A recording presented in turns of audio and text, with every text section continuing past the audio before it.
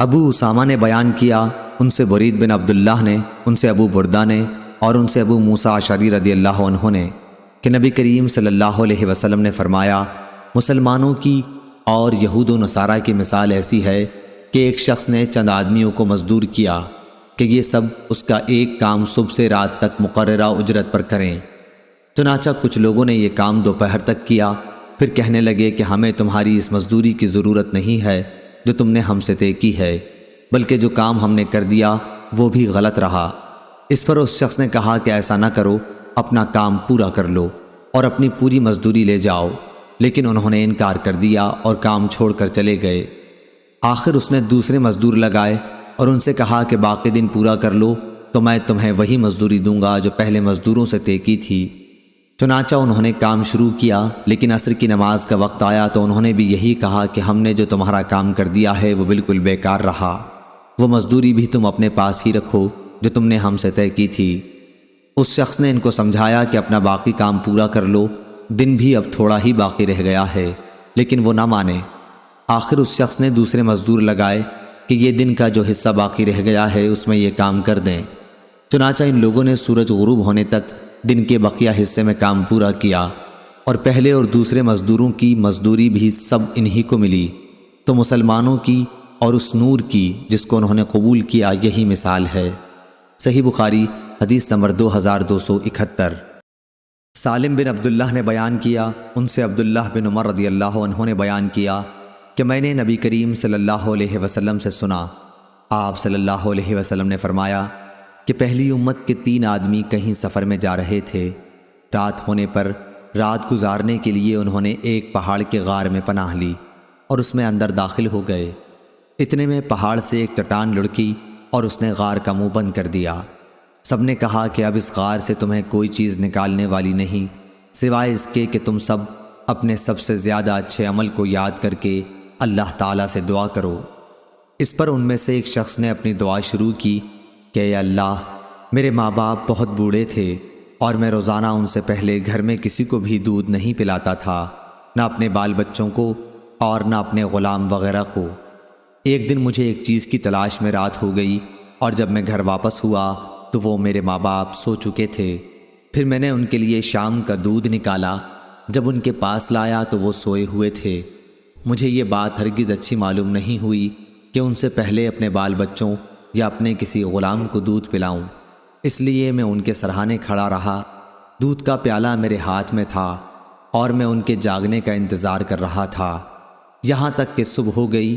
اب میرے ماں باپ جاگے اور انہوں نے اپنا شام کا دودھ اس وقت پیا۔ اے اللہ، اگر میں نے یہ کام محض تیری رضا حاصل کرنے کے لیے کیا تھا تو اس چٹان کی آفت کو ہم سے ہٹا دے۔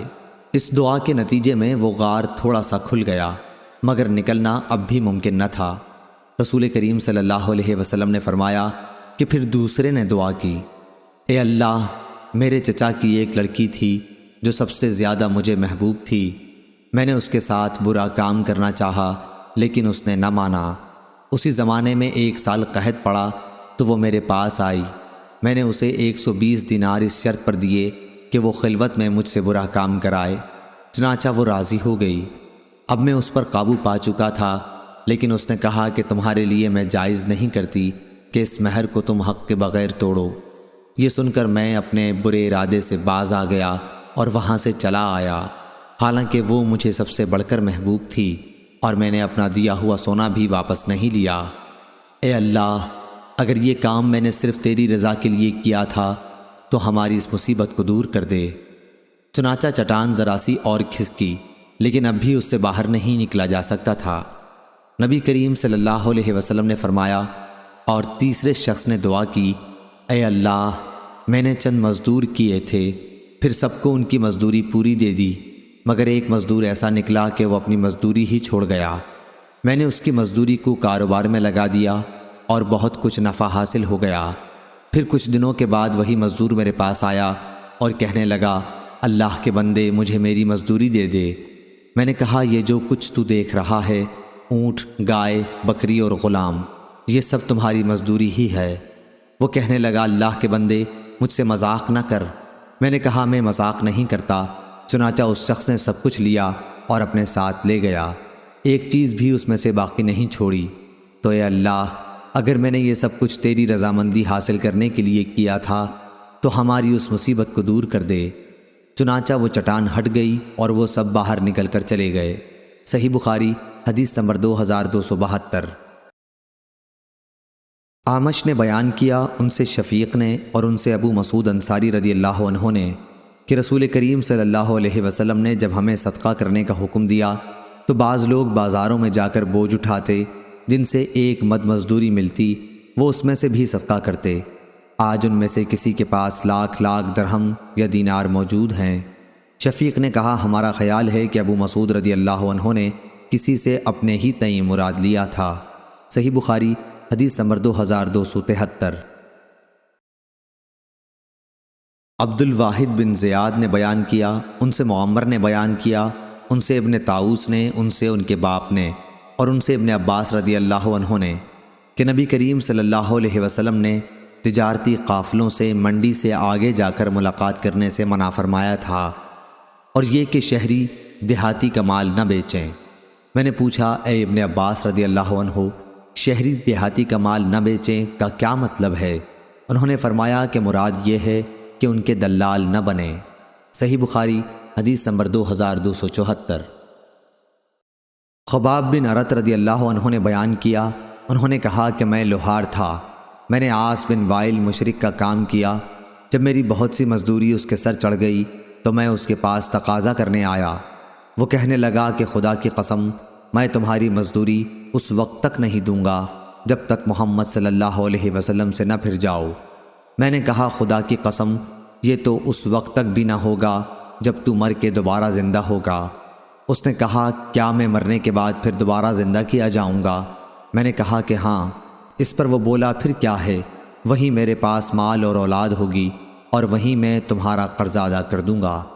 اس پر قرآن مجید کی آیت نازل ہوئی، اے پیغمبر، کیا تو نے اس شخص کو دیکھا جس نے ہماری آیتوں کا انکار کیا اور کہا کہ مجھے ضرور وہاں مال و اولاد دی جائے گی؟ صحیح بخاری حدیث نمبر 2275۔ ابو سعید خدری رضی اللہ عنہ نے بیان کیا کہ حضرت صلی اللہ علیہ وسلم کے کچھ صحابہ رضی اللہ عنہم سفر میں تھے۔ دوران سفر میں وہ عرب کے ایک قبیلے پر اترے۔ صحابہ رضی اللہ عنہم نے چاہا کہ قبیلہ والے انہیں اپنا مہمان بنا لیں، لیکن انہوں نے مہمانی نہیں کی بلکہ صاف انکار کر دیا۔ اتفاق سے اسی قبیلے کے سردار کو سانپ نے ڈس لیا۔ قبیلے والوں نے ہر طرح کی کوشش کر ڈالی لیکن ان کا سردار اچھا نہ ہوا۔ ان کے کسی آدمی نے کہا، چلو ان لوگوں سے بھی پوچھیں جو یہاں آ کر اترے ہیں، ممکن ہے کوئی دم جھاڑے کی چیز ان کے پاس ہو۔ چنانچہ قبیلے والے ان کے پاس آئے اور کہا کہ بھائیو، ہمارے سردار کو سانپ نے ڈس لیا ہے، اس کے لیے ہم نے ہر قسم کی کوشش کر ڈالی لیکن کچھ فائدہ نہ ہوا، کیا تمہارے پاس کوئی چیز دم کرنے کی ہے؟ ایک صحابی نے کہا کہ قسم اللہ کی، میں اسے جھاڑ دوں گا، لیکن ہم نے تم سے میزبانی کے لیے کہا تھا اور تم نے اس سے انکار کر دیا، اس لیے اب میں بھی اجرت کے بغیر نہیں جھاڑ سکتا۔ آخر بکریوں کے ایک گلے پر ان کا معاملہ طے ہوا۔ وہ صحابی رضی اللہ عنہ وہاں گئے اور الحمدللہ رب العالمین پڑھ پڑھ کر دم کیا۔ ایسا معلوم ہوا جیسے کسی کی رسی کھول دی گئی ہو۔ وہ سردار اٹھ کر چلنے لگا، تکلیف و درد کا نام و نشان بھی باقی نہیں تھا۔ بیان کیا کہ پھر انہوں نے طے شدہ اجرت صحابہ رضی اللہ عنہم کو ادا کر دی۔ کسی نے کہا کہ اسے تقسیم کر لو، لیکن جنہوں نے جھاڑا تھا وہ بولے کہ نبی کریم صلی اللہ علیہ وسلم کی خدمت میں حاضر ہو کر پہلے ہم آپ سے اس کا ذکر کر لیں، اس کے بعد دیکھیں گے کہ آپ کیا حکم دیتے ہیں۔ چنانچہ سب حضرت رسول کریم صلی اللہ علیہ وسلم کی خدمت میں حاضر ہوئے اور آپ صلی اللہ علیہ وسلم سے اس کا ذکر کیا۔ آپ صلی اللہ علیہ وسلم نے فرمایا، یہ تم کو کیسے معلوم ہوا کہ سورہ فاتحہ بھی ایک رقیہ ہے؟ اس کے بعد آپ نے فرمایا کہ تم نے ٹھیک کیا، اسے تقسیم کر لو اور ایک میرا حصہ بھی لگاؤ۔ یہ فرما کر رسول کریم صلی اللہ علیہ وسلم ہنس پڑے۔ شعبہ نے کہا کہ ابو البشر نے ہم سے بیان کیا، انہوں نے ابو المتوکل سے ایسا ہی سنا۔ صحیح بخاری حدیث نمبر 2276۔ سفیان بن عینہ نے بیان کیا، ان سے حمید طویل نے اور ان سے انس بن مالک رضی اللہ عنہ نے کہ ابو طیبہ حجام نے نبی کریم صلی اللہ علیہ وسلم کے پچھنا لگایا تو آپ نے انہیں اجرت میں 1 صاع یا 2 صاع غلہ دینے کا حکم دیا اور ان کے مالکوں سے سفارش کی کہ جو محصول اس پر مقرر ہے اس میں کچھ کمی کر دیں۔ صحیح بخاری حدیث نمبر 2277۔ وہیب نے بیان کیا، کہا کہ ہم سے ابن طاؤس نے بیان کیا، ان سے ان کے باپ نے اور ان سے ابن عباس رضی اللہ عنہ نے بیان کیا کہ نبی کریم صلی اللہ علیہ وسلم نے پچنا لگوایا اور پچنا لگانے والے کو اجرت بھی دی۔ صحیح بخاری حدیث نمبر 2278۔ یزید بن زری نے بیان کیا، ان سے خالد، ان سے اکرمہ نے اور ان سے ابن عباس رضی اللہ عنہ نے بیان کیا کہ نبی کریم صلی اللہ علیہ وسلم نے پچنا لگوایا اور پچنا لگانے والے کو اجرت بھی دی۔ اگر اس میں کوئی کراہت ہوتی تو آپ صلی اللہ علیہ وسلم کاہے کو دیتے۔ صحیح بخاری حدیث نمبر 2279۔ عمرو بن عامر نے بیان کیا کہ میں نے انس رضی اللہ عنہ سے سنا، وہ بیان کرتے تھے کہ نبی کریم صلی اللہ علیہ وسلم نے پچنا لگوایا اور آپ صلی اللہ علیہ وسلم کسی کی مزدوری کے معاملے میں کسی پر ظلم نہیں کرتے تھے۔ صحیح بخاری حدیث نمبر 2280۔ حمید طویل نے بیان کیا اور ان سے انس بن مالک رضی اللہ عنہ نے کہ نبی کریم صلی اللہ علیہ وسلم نے ایک پچنا لگانے والے غلام ابو طیبہ کو بلایا، انہوں نے آپ کے پچنا لگایا اور آپ نے انہیں 1 یا 2 صاع یا 1 یا 2 مد، راوی حدیث شعبہ کو شک تھا، اجرت دینے کے لیے حکم فرمایا۔ آپ صلی اللہ علیہ وسلم نے ان کے مالکوں سے بھی ان کے بارے میں سفارش فرمائی تو ان کا خراج کم کر دیا گیا۔ صحیح بخاری حدیث نمبر 2281۔ ابو بکر بن عبد الرحمن بن حارث بن ہشام نے بیان کیا، ان سے ابو مسعود انصاری رضی اللہ عنہ نے بیان کیا کہ رسول اللہ صلی اللہ علیہ وسلم نے کتے کی قیمت، زانیہ کے زنا کی خرچی اور کاہن کی مزدوری سے منع فرمایا۔ صحیح بخاری حدیث نمبر 2282۔ محمد بن جحادہ نے بیان کیا، ان سے ابو حازم نے اور ان سے ابو ہریرہ رضی اللہ عنہ نے کہ نبی صلی اللہ علیہ وسلم نے باندیوں کی زنا کی کمائی سے منع فرمایا تھا۔ صحیح بخاری حدیث نمبر 2283۔ اسماعیل بن ابراہیم نے بیان کیا، ان سے علی بن حکم نے، ان سے نافع نے اور ان سے ابن عمر رضی اللہ عنہ نے بیان کیا کہ نبی کریم صلی اللہ علیہ وسلم نے نر کدانے کی اجرت لینے سے منع فرمایا۔ صحیح بخاری حدیث نمبر 2284۔ جویریہ بن اسما نے بیان کیا، ان سے نافع نے اور ان سے عبداللہ رضی اللہ عنہ نے کہ رسول کریم صلی اللہ علیہ وسلم نے یہودیوں کو خیبر کی زمین دے دی تھی کہ اس میں محنت کے ساتھ کاشت کریں اور پیداوار کا آدھا حصہ خود لے لیا کریں۔ ابن عمر رضی اللہ عنہ نے نافع سے یہ بیان کیا کہ زمین کچھ کرائے پر دی جاتی تھی، نافع نے اس کرائے کی تعین بھی کر دی تھی لیکن وہ مجھے یاد نہیں رہا۔